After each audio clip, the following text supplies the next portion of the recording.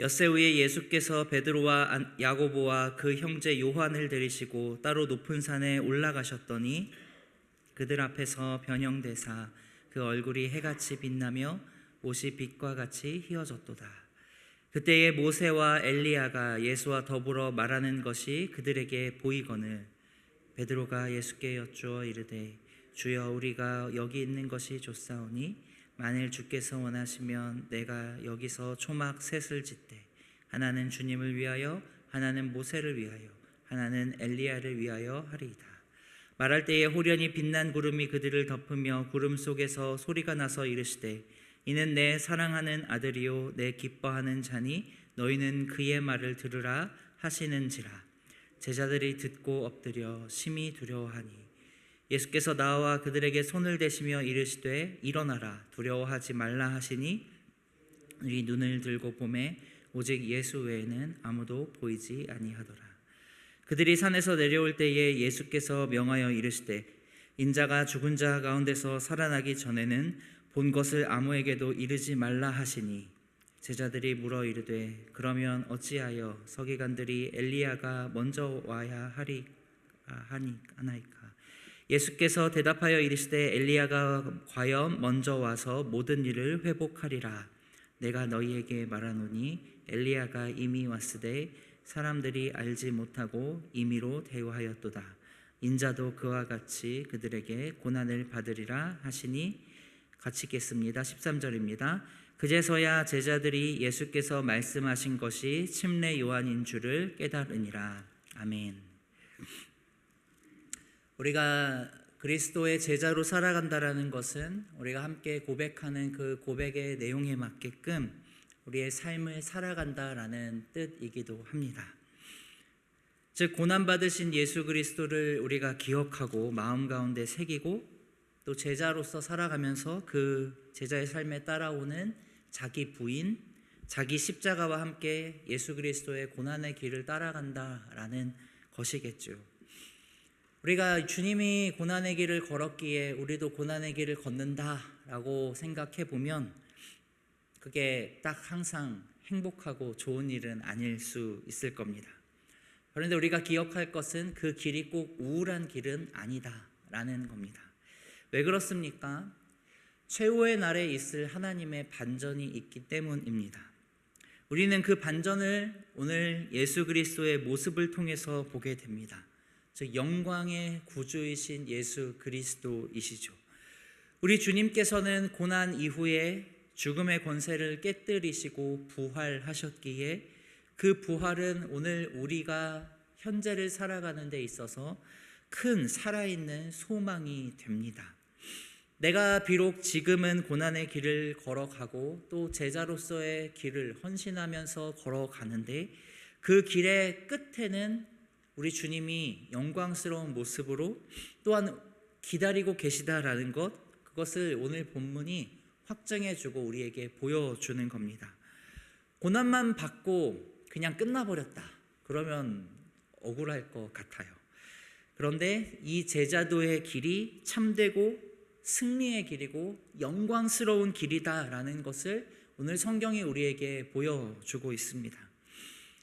그럼 우리는 어떻게 제자의 길을 살아가야 하겠습니까? 간단하게 정리하면 비록 고난길이지만 영광이라고 하는 그 소망을 우리가 품고 살아갈 수 있기를 바랍니다. 오늘 본문 아주 유명한 본문이지요. 변화산 사건입니다. 이 변화산 사건은 특별히 구약의 모세가 시내산에 올라가는 모습과 아주 유사하게 이루어져 있습니다. 출애굽기 24장과 34장에 보면은 그 유사한 모습들을 보여주는데 24장 16절에 보면 여호와의 영광이 시내산 위에 머무르고 구름이 엿새 동안 산을 가리더니 일곱째 날에 여호와께서 구름 가운데에 모세를 부르시니라. 이렇게 여호와의 산 시내산에 모세가 올라가는 장면이 과거에 있었는데 34장에서도 그와 비슷하게 영광스러운 하나님을 보는 모세가 나타나는데 이 모습이 유대인들의 전승 가운데에서는 모세가 시내산에 올라가는 것을 하나의 한 왕이 즉위하는 것처럼 해석을 했기에 마치 오늘 본문에 있는 이 주님의 변화산에 가셔서 영광스럽게 되는 모습은 왕으로 즉위하시는 그러한 모습을 보여주기도 합니다. 그러나 이러한 영광을 가시적으로 보여주어서 예수님이 영광을 받으시는 분이시다라는 것을 우리에게 보여주기도 하지만 정작 독자, 즉 이 마태복음을 읽고 있는 독자와 핍박당하는 성도들에게는 고난 중에서도 영광을 바라보면서 희망을 가지게 하는 본문이기도 합니다. 우리가 이 새벽 가운데에 이 말씀을 함께 나누고 기도하기를 원합니다. 먼저 생각할 것은 영광이라고 하는 것이 고난과 함께 조화를 이루고 있다라는 겁니다. 고난 이후에 영광이 온다, 너무나도 많이 들어본 말씀일 겁니다. 다들 잘 아시는 것처럼 십자가가 없는 영광이라는 것은 없습니다. 오늘 본문 1절과 2절을 보면 엿새 후에 예수께서 베드로와 야고보와 그 형제 요한을 데리시고 따로 높은 산에 올라가셨더니 그들 앞에서 변형되사 그 얼굴이 해같이 빛나며 옷이 빛과 같이 희어졌다라고 얘기합니다. 이 변화산 사건을 통해 예수님이 당하시는 고난을 가르치시고 그 제자인 너희도 고난받아야 할 것을 가르치시고 나서 그리고 엿새 후가 지난 이후에 보여주시는 겁니다. 독자에게 그분을 따르고 고난을 당하는 사람들이 이렇게 헛되게 끝날 것이 아니다라는 것을 확증해 주려는 것입니다. 예수님께서는 십자가에 죽으시고 약속하신 대로 부활하셨습니다. 지금 이들은 어떻게 보면 변화산에서 죽음 이후의 부활의 모습을 미리 지금 맛보고 있는 것입니다. 2절 하반부에 옷이 빛과 같이 희어졌더라 라고 이야기하지요. 마치 흰 옷이 부활에서의 그 의로운 자의 모습, 그 성격을 드러내고 있기 때문에 이 모습이 부활의 모습이 이렇게 영광스럽구나 보여줍니다. 산에서 내려와서 9절에서도 이야기하십니다. 산에서 내려올 때에 예수께서 명하여 이르시되 인자가 죽은 자 가운데서 살아나기 전에는 본 것을 아무에게도 이르지 말라라고 그렇게 우리 주님이 말씀하십니다. 예수님께서 부활하시면 그분이 받으신 고난이 어떤 의미인지, 그리고 예수님께서 어떠한 분이신지 고난받고 부활하셨을 때에 확증이 될 것입니다. 그러니 그때까지는 너희가 이 변화산에서 일어났던 이 영광스러운 모습을 말하지 말고 침묵하고 있어라 라고 얘기하는 겁니다. 사랑하는 성도님들, 예수님께서 고난의 십자가 이후에 영광의 부활이 있다라는 것을 자신의 몸의 그 변형 가운데에 제자들에게 보여주고 있는 것이죠. 성도이기 때문에 자기를 부인하고 자기 십자가를 지는 삶을 우리 모두는 사실은 추구하면서 살아가야 합니다. 그렇게 어떻게 보면은 손해를 보는 그러한 삶의 모습들, 이게 예수님을 따르는 길이구나 라는 것을 기억하며 그 길을 우리가 사랑할 수 있기를 소망합니다. 왜 그렇습니까? 영광스러운 부활이 우리에게 이어져서 따라오기 때문입니다. 그런데 베드로로 대표되는 이 제자들, 사실 어떻게 보면 이들은 이 의미를 깨닫고 있지는 못했습니다. 오늘 4절을 보면 베드로가 예수께 여쭈어 이르되 주여 우리가 여기 있는 것이 좋사오니 만일 주께서 원하시면 내가 여기서 초막 셋을 짓되 하나는 주님을 위하여 하나는 모세를 위하여 하나는 엘리야를 위하여 하리이다 라고 얘기합니다. 주님, 베드로가 이렇게 얘기하죠. 여기가 좋습니다. 여기가 좋사오니 초막을 짓겠습니다. 뭐가 좋은 겁니까? 이 영광스러운 부활체로 우리 주님을 만나는 이 장면이 너무나도 좋은 겁니다. 그런데 무슨 의미인지는 전혀 깨닫고 있지는 못합니다. 베드로는 예수님을 향하여서 주는 그리스도이십니다, 살아계신 하나님의 아들입니다 고백하지만 그 고백이 어떤 의미를 담고 있는지, 주님이 십자가를 지시고 부활하신다는 게 무엇인지는 아직 잘 알지 못하였습니다. 만일 주님께서 원하시면 내가 여기서 초막 셋을 짓는다라고 얘기하는데 이게 무슨 말인지 모르고 있는 것이죠. 특별히 제자들이 두려워하고 있었다라고 언급하고 있습니다. 베드로가 마음에 품고 있는 것은 사실 아주 인간적인 시각에서 반응하고 있는 겁니다. 사람들이 볼 수 없는 영광스러운 모습을 바라보니 이것이 좋은 것이죠. 예수님께서 고난을 언급하실 때에 베드로는 사실 책망을 받지요. 너가 사람의 일을 생각한다 라고 그렇게 책망을 하셨는데, 이 영광스러운 현장에 있는, 이 영광의 자리에 있는 베드로가 동일하게 인간적인 생각에 사로잡혀서 초막 셋을 지어서 이 3일을 내가 예수님과 모세와 엘리야를 내가 받들어 모시겠습니다라고 하지만 예수님이 어떤 분이신지 사실 모세와 엘리야가 동등하게 생각하는 어떻게 보면 조금 퇴보된 인식일 수 있는 것이죠. 이런 베드로와 제자를 향하여서 하나님께서 말씀으로 그들에게 확증하여 주시는 게 5절의 말씀입니다. 이는 내 사랑하는 아들이요 내 기뻐하는 자니 너희는 그의 말을 들어라 라고 얘기하시죠. 하늘로부터 예수님께서 하나님의 아들이시다라는 것을 다시 한번 그들에게 이야기를 해주어야만 했습니다. 예전에 예수님께서 그리스도이십니다, 살아계신 하나님의 아들입니다 고백하는 베드로이지만 다시 알려주어야만 했습니다. 이런 베드로가 예수님의 부활을 경험하고 나서 어떻게 고백하냐면 이렇게 이야기합니다. 베드로후서 1장 17절 이하에 보면 이렇게 말씀합니다. 지극히 영광 중에서 이러한 소리가 그에게 나기를 이는 내 사랑하는 아들이요 내 기뻐하는 자라 하실 때에 그가 하나님 아버지께 존귀와 영광을 받으셨느니라 라고 하면서 이러한 일을 내가 실제로 경험했던 역사적인 사실이다라고 증거합니다. 동시에 그러면서 베드로후서에서 뭐라고 얘기하냐면 성도들에게 이러한 장막을 우리도 동일하게 벗을 때가 다가왔다라고 이야기하며 고난 가운데 있는 성도들에게 진리 안에 서 있는데 더욱더 확신 가운데 서 있어라라고 그렇게 권면하는 베드로로 바뀝니다. 왜냐하면 장막에서 벗어날 부활이 우리에게 있기 때문입니다. 영광스러운 날이 있기 때문에 베드로가 성도들을 격려하면서 그 고난의 현장 가운데 있는 성도들이 잘 서 있기를 바라죠. 그러면서 어떻게 서 있으라고 베드로가 권면하냐면 성경의 말씀을 따라가라 라고 권면합니다. 오늘 하늘에서 너희는 그의 말을 들어라 라고 그렇게 어떻게 보면 말씀을 하늘에서 음성을 주시는데 베드로는 베드로후서에서 뭐라고 얘기하냐면 그때 경험했던 그 경험보다도 더 확실한 것은 성경을 따라라 라고 우리에게 권면합니다. 사랑하는 성도님들, 어떻게 보면 무지했던 베드로였지만 부활을 경험하고 그리고 나서 제자로서의 확실한 길을 그가 제시하는데 성경의 예언을 따라라 라고 권면하는 제자 베드로, 사도 베드로로 서 있게 되었습니다.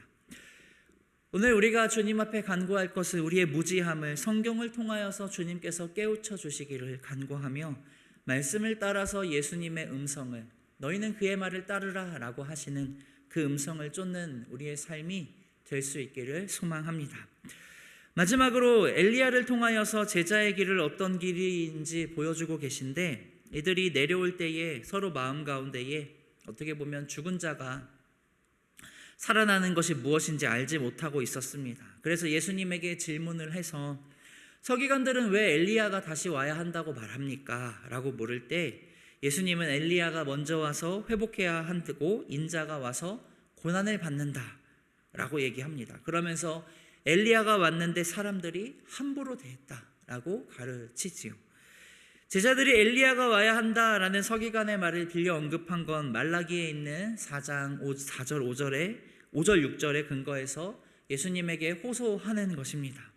보라 여호와의 크고 두려운 날이 이르기 전에 내가 선지자 엘리야를 너희에게 보내리니 그가 아버지의 마음을 자녀에게 돌이키게 하고 자녀들의 마음을 그들의 아버지에게로 돌이키게 하리라. 돌이키지 아니하면 두렵건대 내가 와서 저주로 그 땅을 칠까 하노라 하시니라 라고 말씀합니다.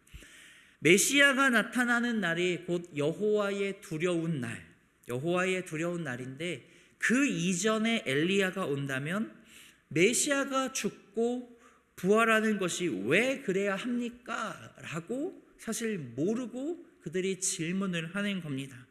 엘리야가 와서 이제 심판을 이루어야 한다라는 것이죠. 그러니까 제자들의 마음 가운데 이 마음에 안 드는 로마 제국을 확 심판해 버리는 엘리야, 그리고 자신들을 고난이 아니라 영광스러운 자리에 앉혀서 뭔가 자리를 얻게 하는 그런 메시아를 사실은 기대하고 있었던 겁니다.